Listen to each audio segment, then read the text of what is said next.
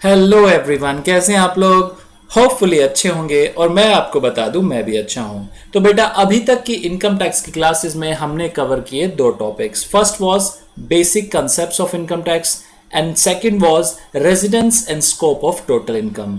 जिस बच्चे ने ये टॉपिक मिस कर दिए हैं उन्हें टेंशन लेने की कोई भी जरूरत नहीं है, वो डिस्क्रिप्शन बॉक्स में से प्रीवियस क्लासेस का लिंक देख सकते हैं। जो स्टूडेंट्स हमारी वीडियोस आज पहली बार देख रहे हैं वो हमारे चैनल को सब्सक्राइब कर लें, क्योंकि अदर सब्जेक्ट की भी हम बहुत जल्द फ्री क्लासेस स्टार्ट करने वाले हैं। जो भी हम फ्री क्लासेस आपको प्रोवाइड करा रहे हैं यूट्यूब पे, ये रेलिवेंट होगी CA, CS, CMA, BCom, MCom examinations के लिए।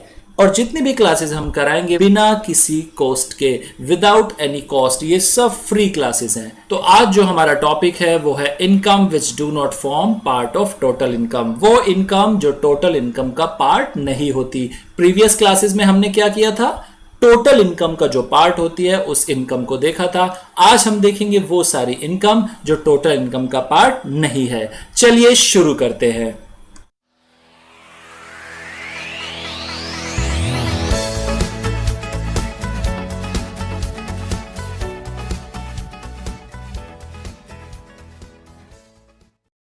फर्स्ट है बेटा हमारा चैप्टर ओवरव्यू, जिसमें हम समझेंगे एग्जम्प्ट इनकम। एग्जम्प्ट इनकम होती है दो टाइप की। First is fully exempted income और next is partially exempted income. Fully exempted जो इनकम होती है यानी कंप्लीटली एग्जम्प्ट होती है, वो इनकम में कंसिडर नहीं की जाती। और ये सारी फुली एग्जम्प्टेड इनकम हम करेंगे कवर इस चैप्टर में। Next is partially exempted income. हम ग्रेजुअली जैसे जैसे इनकम टैक्स के हेड्स ऑफ इनकम करते जाएंगे उसमें धीरे धीरे कवर करते रहेंगे। जैसे मैं आपको बताऊं, जब हम करेंगे सैलरीज का चैप्टर तो उसमें LTC, allowances payable outside India, gratuity, computation of pension, leave encashment, ये सारी जो हमारी एग्जम्प्टेड इनकम है इन्हें कवर कर लेंगे। कैपिटल गेन्स जब हम पढ़ेंगे तो उसमें capital gain on transfer of a unit of unit scheme, income received on buyback, capital gain on compulsory acquisition on agriculture land, income received in transaction of reverse mortgage, तो ये सारी cover हम कर लेंगे कैपिटल गेन चैप्टर में। Next पढ़ेंगे जब हम इनकम फ्रॉम अदर सोर्सेज, तो उसमें हम कर लेंगे cover dividends under section 1150, family pension और इंटरेस्ट इनकम। जब हम करेंगे income of other person included in assessee's total income यानी कि चैप्टर नंबर 5, तो उसमें हम करेंगे exemption in respect of minor's income included in the hands of parent. इस चैप्टर को हम बोलते हैं क्लबिंग ऑफ इनकम, यानी क्लबिंग के प्रोविजन जब हम पढ़ेंगे चैप्टर नंबर 5 में, तो एग्जम्पशन जो मिलती है इन रिस्पेक्ट ऑफ माइनर, तो हम वो कवर वहां कर लेंगे। जब हम करेंगे डिडक्शन चैप्टर नंबर 7, तो उसमें एग्जम्प्ट जो इनकम होगी हमारी, receipt from LIC, payment from NPS trust, payment from NPS trust to an employ, तो ये सारी डिटेल हम कर लेंगे वहां पर कवर। ठीक है बेटे, आते हैं चैप्टर के इंट्रोडक्शन में। चैप्टर ने बताया exemption under section 10 viz viz deduction under chapter 6 से, यानी एग्जम्पशन जो सेक्शन 10 में मिलती है और डिडक्शन जो चैप्टर 6 से में दी जाती है उसमें क्या डिफरेंस है।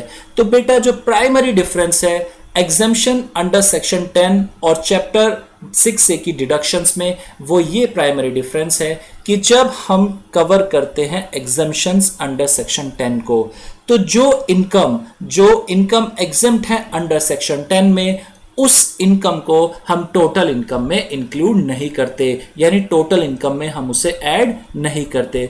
दूसरी तरफ हम देखें डिडक्शन अंडर चैप्टर 6 से की, तो वो सारी इनकम जिनके रेस्पेक्ट में हमें मिलती है डिडक्शन अंडर चैप्टर 6 से, पहले हम उन इनकम को करते हैं कंसिडर टोटल इनकम में और उसके बाद उसमें से रिड्यूस कर देते हैं डिडक्शंस। तो ये डिफरेंस है बेटा exemption under section 10 and chapter 6 से की डिडक्शन में। ओके, चलते हैं next, exemptions which are discussed under the relevant chapters.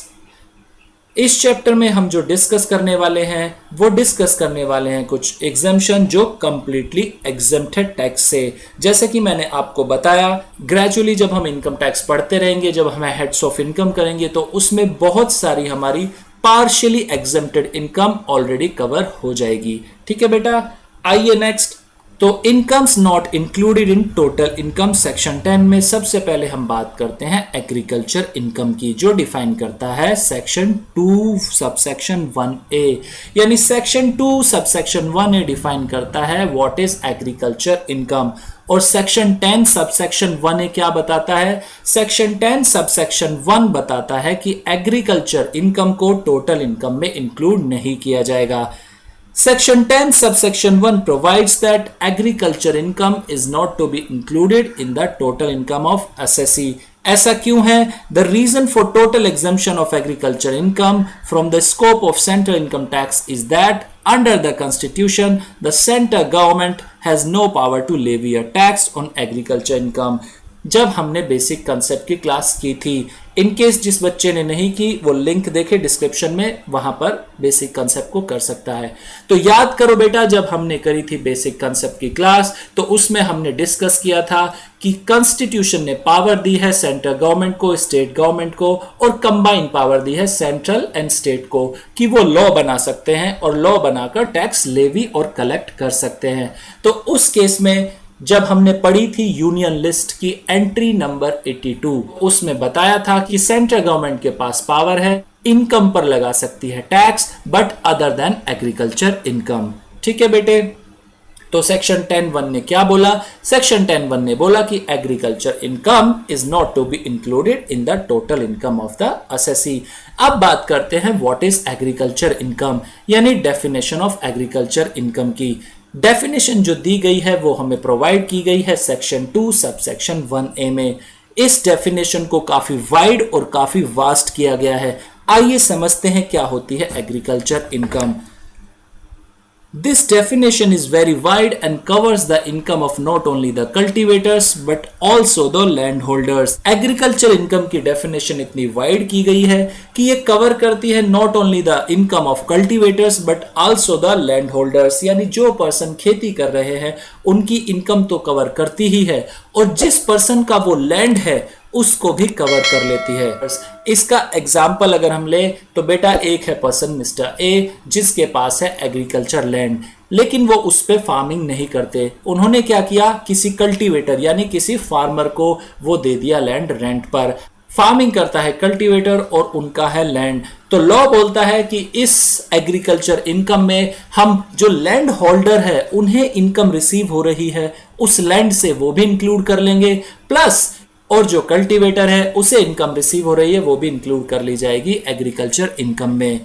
Next है एग्रीकल्चर इनकम में भी रिसीव्ड इन कैश और in kind. Agriculture income cash में भी रिसीव हो सकती है और काइंड में भी। प्रीवियस एग्जांपल को फिर से ले, मिस्टर ए के पास था एग्रीकल्चर लैंड और वो उन्होंने दिया था फार्मिंग पर कल्टीवेटर को। अब कल्टीवेटर क्या करता है, वो उस पे उगाता है शुगर कैन। शुगर कैन उगाने के बाद कुछ शुगर कैन वो बेच आता है मार्केट में, वो हो जाएगी एग्रीकल्चर इनकम किसकी, कल्टीवेटर की। और कुछ शुगर कैन वो क्या करता है, कुछ दे देता है लैंड होल्डर को यानी मिस्टर ए को। तो इस केस में मिस्टर ए को क्या मिल रहे हैं, काइंड में मिल रहा है, एग्रीकल्चर प्रोड्यूस काइंड में मिल रहा है। तो वो जो उन्हें काइंड में मिला शुगर कैन, वो भी क्या मान लिया जाएगा, उनकी एग्रीकल्चर इनकम। समझते हैं बेटा एग्रीकल्चर इनकम की डेफिनेशन को। एग्रीकल्चर इनकम में arise in any one of the following 3 ways. Law बोलता है जो एग्रीकल्चर इनकम है वो इन तीनों तरीकों में से किसी एक भी तरीके से आ सकती है। फर्स्ट क्या बोलता है, इट मे बी रेंट और revenue derive from the land situated in India. Agriculture income वो इनकम हो जाएगी जो रेंट और रेवेन्यू के रूप में आ रही है एक लैंड से जो कहां सिचुएटेड है, इंडिया में, और वो यूज किसके लिए होना चाहिए, and used for agriculture purpose. और वो लैंड किस पर्पस के लिए यूज हो रहा है, एग्रीकल्चर के लिए। अब समझते हैं बेटा रेंट और रेवेन्यू में क्या डिफरेंस है। The amount received in money or in kind by one person from another for right to use his land is termed as rent। यानी वो अमाउंट जो रिसीव हो रही है या तो मनी में या काइंड से एक पर्सन से दूसरे पर्सन को, किस लिए? For the right to use land. हम बात करते हैं अपने एग्जाम्पल की। जो एग्जाम्पल था हमारा उसमें थे मिस्टर ए, और मिस्टर ए के पास था एग्रीकल्चर लैंड। मिस्टर ए ने अपना जो लैंड है वो दिया हुआ था एक फार्मर को एग्रीकल्चर पर्पस के लिए। तो इस केस में मिस्टर ए ने क्या दिया हुआ है? Right to use his land. किसे? फार्मर को। फार्मर बदले में देता है उन्हें कुछ अमाउंट उनके लैंड को यूज करने के लिए। वो जो अमाउंट आ रही है लैंड होल्डर के पास यानी मिस्टर ए के पास, वो बन जाएगी हमारी agriculture income. Next, the rent can either be receive by the owner of the land और by the original tenant from the sub tenant. जैसे हम बात करें बेटा एग्जाम्पल की, मिस्टर ए जो है लैंड ओनर और उनके पास है एग्रीकल्चर लैंड। ये क्या करते हैं? ये देते हैं रेंट पर अपना एग्रीकल्चर लैंड मिस्टर बी को। मिस्टर बी क्या है? मिस्टर बी है एक फार्मर। अब ये जो फार्मर है मिस्टर बी, ये फर्दर दे देते हैं रेंट पर मिस्टर सी को। मिस्टर सी भी एक फार्मर। तो इस केस में मिस्टर सी क्या करेंगे? मिस्टर सी देंगे रेंट मिस्टर बी को, और मिस्टर बी किसे रेंट देंगे फर्दर? मिस्टर बी देंगे मिस्टर ए को जो कि है लैंड ओनर। तो इस केस को कवर करता है सेकंड पॉइंट। आगे बताया उन्होंने, the rent receive by the original tenant from sub tenant would also be agriculture income. यानी जो रेंट मिला सब टेनेंट से वो क्या माना जाएगा? Agriculture income. ठीक है। Next, scope of the term of revenue. Revenue क्या होता है बेटा? Revenue is much broader then rent. Revenue जो है वो रेंट से मच ब्रॉडर टर्म है, वाइडर टर्म है। ये केवल रेंट को इंक्लूड नहीं करता but also it includes income other than rent. For an example, fees received for renewal for grant of land on lease would be revenue derive from land. यानी अगर fees receive की गई है, किसके लिए रिसीव की गई है? लीज पर लैंड लिया हुआ था, उस लीज को रिन्यू कराने के लिए फीस मिल रही है, तो वो जो फीस मिल रही है वो क्या बन जाएगी? आपकी एग्रीकल्चर इनकम। फिर से बात करते हैं मिस्टर ए की। मिस्टर ए क्या है? Land owner. इनके पास है एग्रीकल्चर लैंड। ये क्या कर रहे हैं? ये देते हैं अपना लैंड लीज पर। किसे देते हैं? मिस्टर बी को। मिस्टर बी है एक फार्मर। अब इन्हें मिलने जा रहा है लैंड, लेकिन ये मिल रहा है लीज पर। अब लीज जो थी, मिस्टर बी ने जो लीज पे रेंट लिया हुआ था मिस्टर ए का, वो हो गई है खत्म इन फाइनेंशियल ईयर 2019-20। अब 2020-21 फाइनेंशियल ईयर के लिए मिस्टर बी देते हैं रिन्यूअल फीस मिस्टर ए को, जो कि है 1 लाख रुपीस। ये जो रिन्यूअल फीस मिली मिस्टर ए को, ये क्या बन जाएगी? Agriculture income. बट ये रेंट नहीं कहलाएगी, ये कहलाएगी revenue derive from agriculture land. और लैंड किसका है? मिस्टर ए का।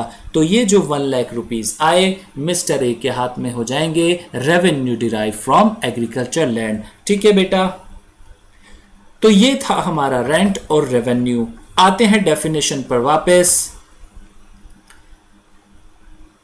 पहली हमने पढ़ी, इट मे बी रेंट और revenue derive from land situated in India and used for agriculture purpose. यानी ये रेंट भी हो सकता है और रेवेन्यू भी हो सकता है, और जो कहां से डिराइव हो रहा है? एक लैंड से डिराइव हो रहा है जो सिचुएटेड है इंडिया में, और वो लैंड यूज हो रहा है एग्रीकल्चर पर्पस के लिए।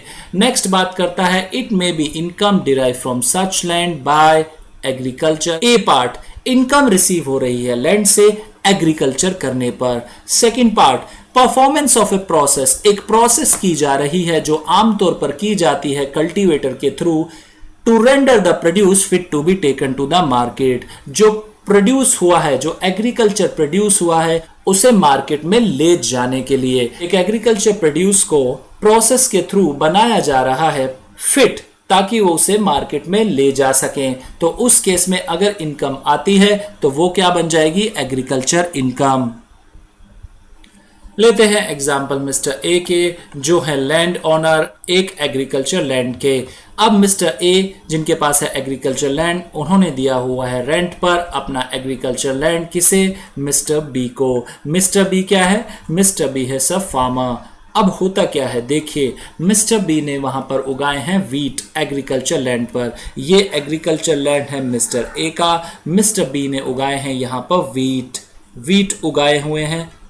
अब वीट उगाने के बाद पूरे हो चुके हैं, वीट कटने का टाइम हो गया है।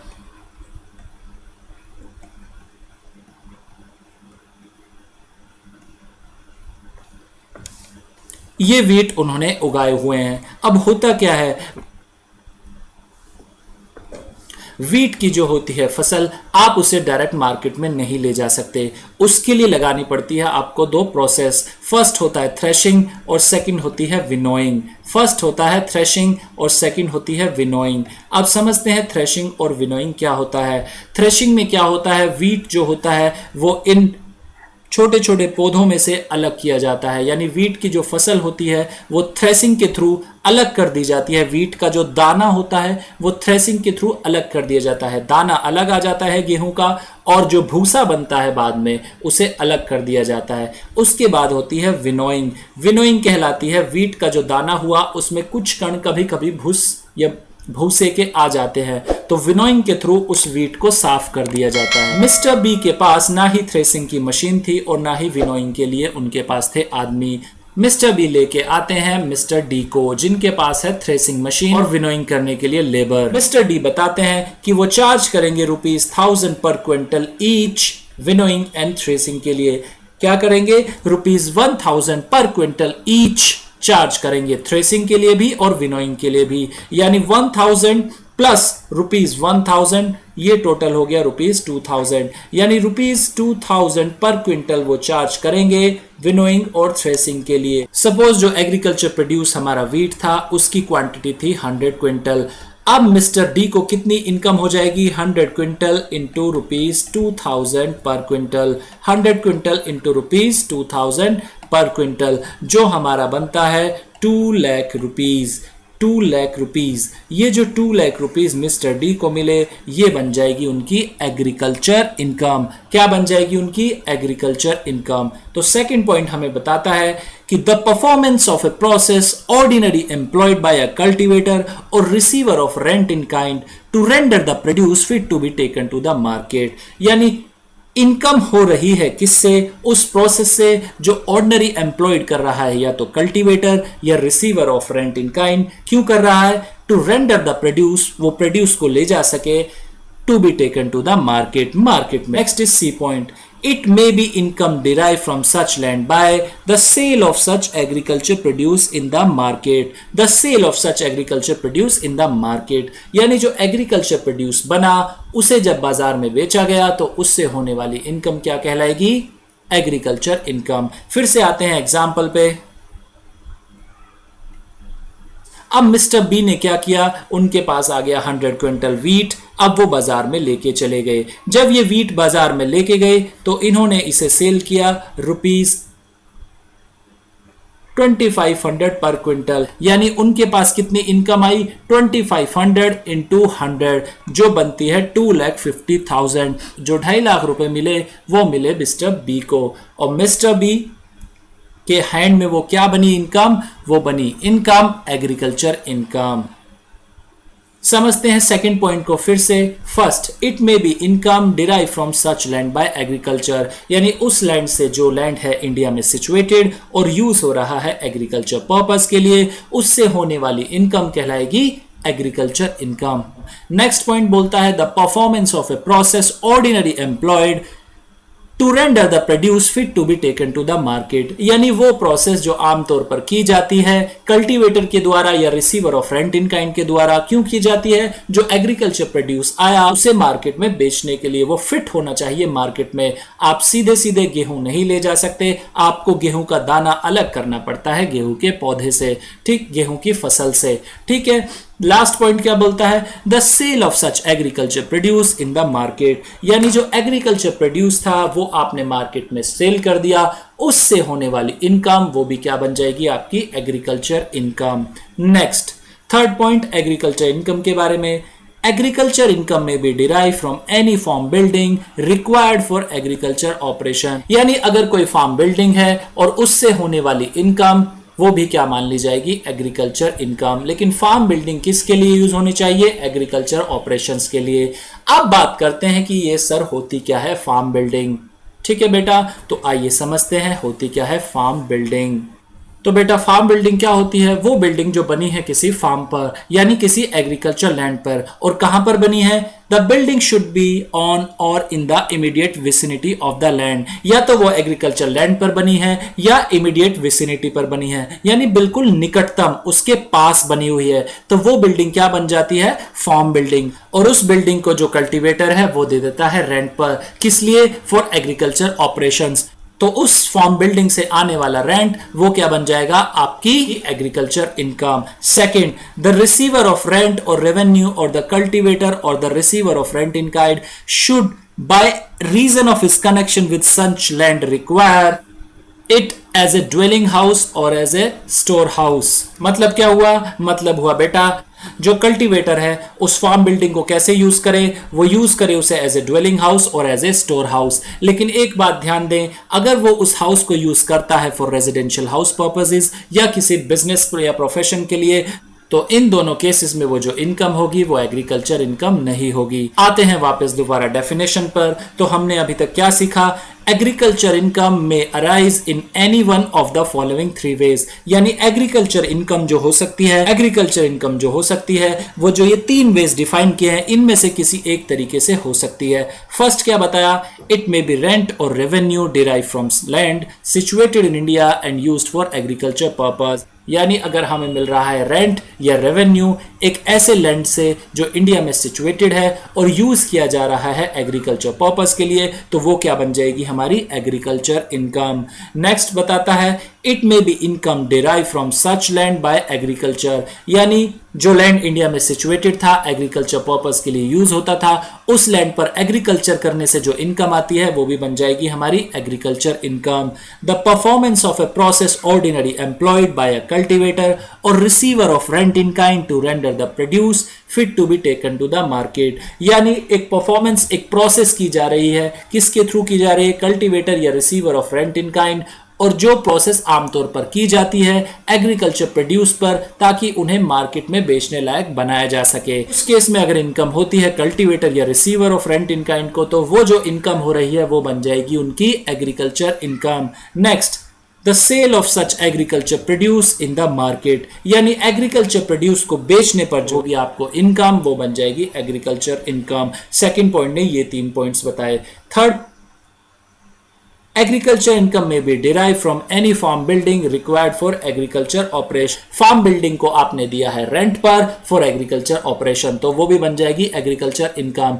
फार्म बिल्डिंग कहां पर होनी चाहिए? फार्म बिल्डिंग होनी चाहिए या तो एग्रीकल्चर लैंड पर या immediate vicinity of the land. अब समझते हैं 3 बातें और। पहली है लैंड, कौन सा लैंड होगा? Agriculture land. दूसरी बात है एग्रीकल्चर, एग्रीकल्चर का मतलब क्या होता है? और तीसरा है एग्रीकल्चर ऑपरेशंस। आइए बेटा समझते हैं इन्हें बारी बारी से। तो बात करते हैं एग्रीकल्चर लैंड की। तो कौन सा लैंड होगा जो हमारा कहलाएगा agriculture land? The land should either be assessed to land revenue in India or subject to a local rate assessed and collected by the officers of the government as such। यानी वो land कौन सा हो जिस land को किया जा सके असेस किसके थ्रू? या तो लैंड रेवेन्यू इन इंडिया या subject to a local rate assessed and collected by the officers of the government. Second, in case land assess नहीं किया जा सकता, where the land is not so assess to land revenue in India, यानी वो land जो है वो assess नहीं किया जा सकता, उस केस में वो लैंड कहां पर सिचुएटेड ना हो। It should not be situated in any area comprised within the jurisdiction of a municipality or a cantonment board and which has a population not less than 10,000। यानी वो लैंड वहां पर सिचुएटेड नहीं होना चाहिए जो एरिया है किसी कैंटोनमेंट बोर्ड का या किसी म्युनिसिपैलिटी का और जहां की पॉपुलेशन 10,000 से कम नहीं है।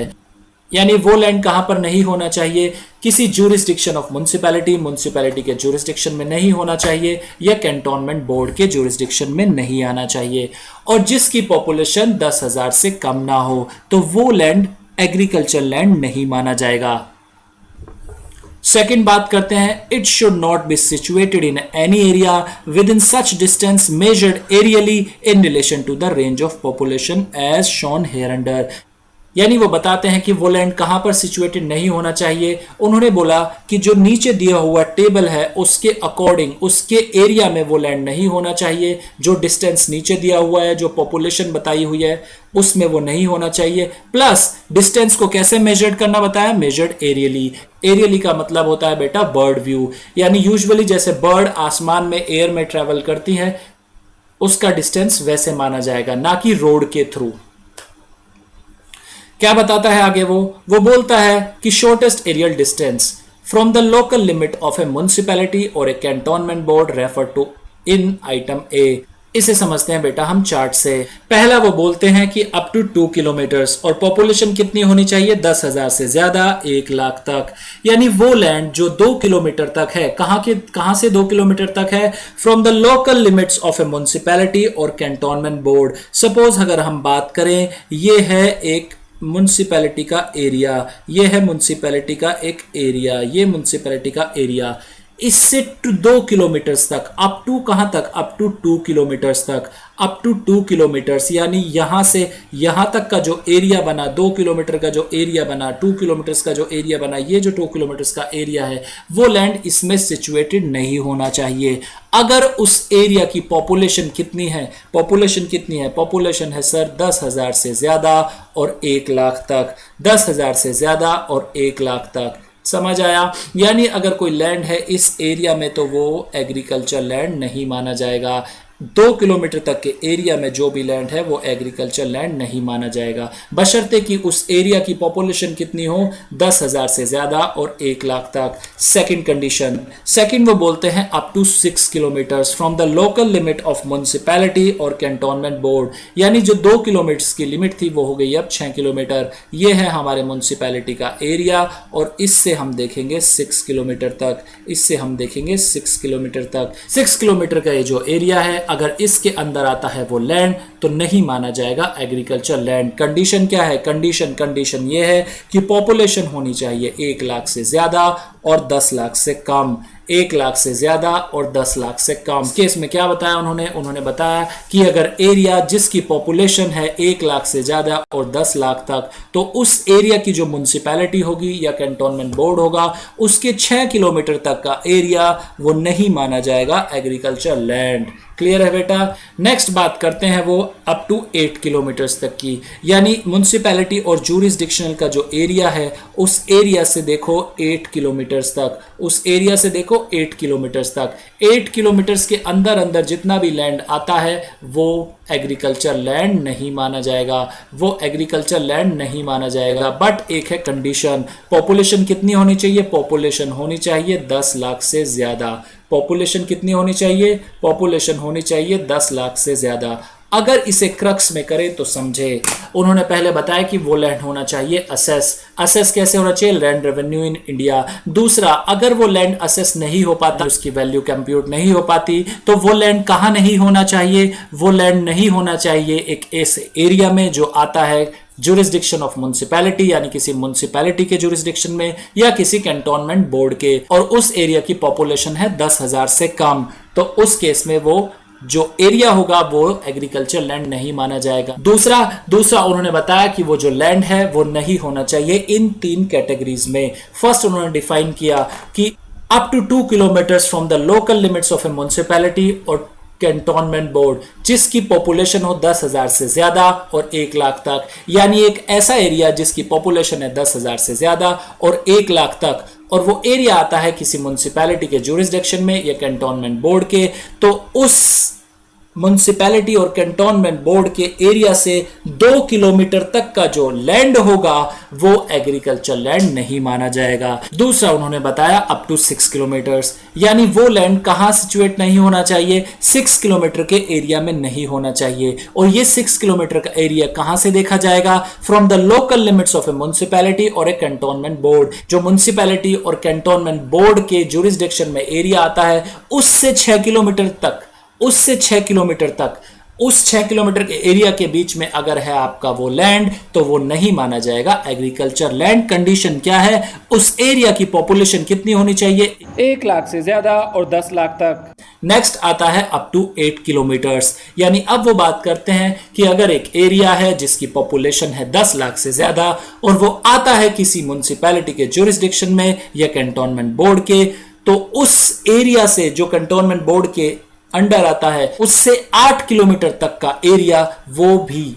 उस एरिया में अगर कोई लैंड है तो वो एग्रीकल्चर लैंड नहीं माना जाएगा। समझ आ गया बेटा? यानी अगर मैं बात कहूं आपसे, एक म्युनिसिपैलिटी का एरिया है जिसकी पॉपुलेशन है 11,000, पॉपुलेशन है 11,000, तो 2 किलोमीटर तक का जो एरिया है उसमें अगर कोई लैंड है तो वो एग्रीकल्चर लैंड नहीं होगा। बट जैसे ही 2 किलोमीटर को एक्सीड करेगा तो वो क्या हो जाएगा? Agriculture land. 2 किलोमीटर से ज्यादा ही एक्सीड करते ही वो क्या बन जाएगा? Agriculture land. ठीक है बेटा, समझ आ गया? नेक्स्ट है हमारा बेटा एग्रीकल्चर। एग्रीकल्चर जो है एक्ट में कहीं भी डिफाइन नहीं किया गया है, लेकिन हम मानते हैं कि cultivation of a field involving human skill and labour on the land can be broadly determine as agriculture. यानी ह्यूमन स्किल के द्वारा या लेबर के द्वारा लैंड के ऊपर कल्टीवेशन करना, वो क्या माना जाता है? Agriculture. Agriculture means tilling of land, sowing of the seeds and similar operation. Agriculture में क्या क्या आता है? जमीन की खुदाई करना, बीज को बोना और उससे मिलते जुलते ऑपरेशन। यानी 2 तरह के ऑपरेशंस हम एग्रीकल्चर में कवर करते हैं। It involves basic operation and subsequent operation. तो एग्रीकल्चर ऑपरेशन की अब बात करने वाले हैं, बेसिक ऑपरेशन और सब्सिक्वेंट ऑपरेशन। बेसिक में कौन से आते हैं? बेसिक में आते हैं sir those operation by agriculturist which are absolutely necessary for the effectively raising from the land are the basic operation. यानी वो ऑपरेशन जो क्या करें? जमीन की खुदाई करें, जोताई करें, बुआई करें, ये कहलाते हैं बेसिक ऑपरेशन। सब्सिक्वेंट ऑपरेशन कहलाते हैं वो ऑपरेशन जब जमीन की आपने खुदाई कर दी, जोताई कर दी, अब उसमें बीज बो दिया, तो बीज बोने के बाद फसल को मेंटेन करने के लिए जो सारे ऑपरेशंस किए जाते हैं वो कहलाते हैं सब्सिक्वेंट ऑपरेशन। जैसे खाद वगैरह डालना, सिंचाई वगैरह करना, खेतों में पानी देना, ये क्या कहलाता है? हमारा सब्सिक्वेंट ऑपरेशन।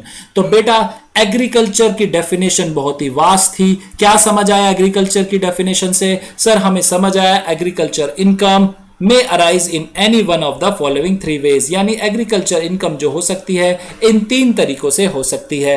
पहले वाला क्या था? Agriculture income derived from land situated in India and used for agriculture purpose। यानी सर अगर रेंट और रेवेन्यू मिल रहा है, हमें कहां से मिल रहा है? एक एग्रीकल्चर लैंड से, जो किस पर्पस के लिए यूज हो रहा है? एग्रीकल्चर पर्पस के लिए। नेक्स्ट है हमारा it may be income derive from such land bye agriculture. यानी इनकम अब हमें कहां से मिल रही है? हमें मिल रही है उस लैंड से जो किस लिए कहां पर है? इंडिया में सिचुएटेड और यूज हो रहा है एग्रीकल्चर पर्पस के लिए।